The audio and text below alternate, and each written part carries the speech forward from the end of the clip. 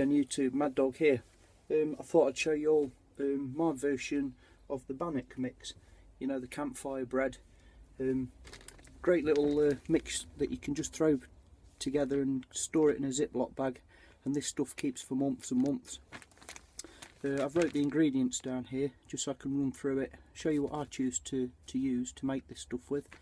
And that is 1.5 cups of plain white flour, 1/4 cup of milk whitener, you know, like the dried milk, 1/2 teaspoon of salt, 1 teaspoon of baking powder, and 1 teaspoon of sugar. So you got the bittersweet thing going on there.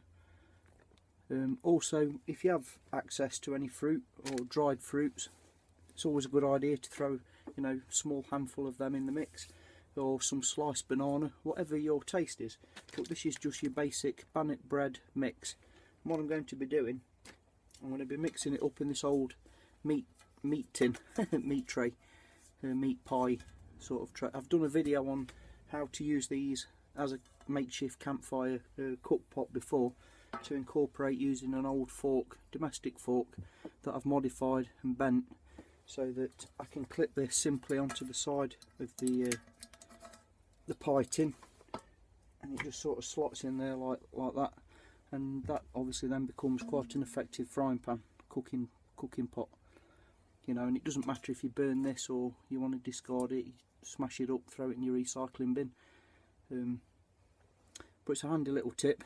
You can obviously then just remove the fork, and that's obviously also bent round on itself to make a finger loop, but that also then fits inside the tin. So anyway, so let's get to it. What I'm going to do to start with is just put some of the mix. I'm only going to do a small amount, it's only for a demo. Small amount of the mix in the old tin. When you're doing this, top tip is always keep some of your mix, because if you overdo it with the water and your mixture becomes too runny and not doughy enough, then you can always add some of that dry mixture to thicken it up again. Onto that mix, just a small amount of water to start with. Don't go crazy with your water to start with, and just start getting that in there. Obviously wash your hands before you do this. I don't know if you can hear or not, but it's just started raining outside my shed. Typical, because I want a fire going, obviously, to cook this.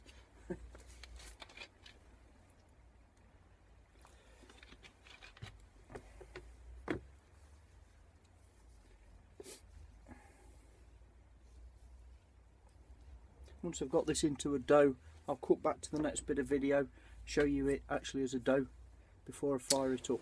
Okay, I'm done sort of kneading the dough into a little ball here. This stuff's like super sticky, so you will have to go wipe and wash your hands when you've done kneading it all together. As you can see, I've only done a small amount. It's really super sticky. So what I'm going to do is just, using the back of my fingers now, just spread that out into the bottom of the tin. So I want it nice and thin, I want it to cook through evenly. You know, this is going to be more like a biscuit than a bread. Because there's no yeast content in here, it shouldn't rise. You can mix this with beer rather than plain old, you know, water, and the yeast in the beer will give it a bit of a sweeter taste, and it will make it rise slightly. Not always a lot.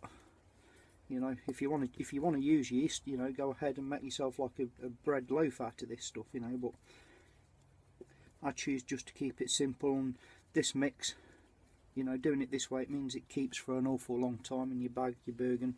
So I just squidged it out. And what I'm going to attempt to do now is, as you can probably still hear, it's raining outside. Get myself a fire going. Get this thing on my fire pit, and see if I can cook me some bannock bread up. You know, if we can do it in the rain, we can do it any time, right? So stay tuned. Okay. Got the bannock bread mix ready to go in the old pan. Let's go get it on the fire.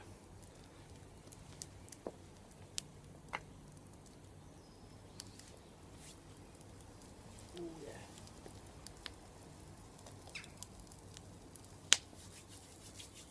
Shouldn't take too long.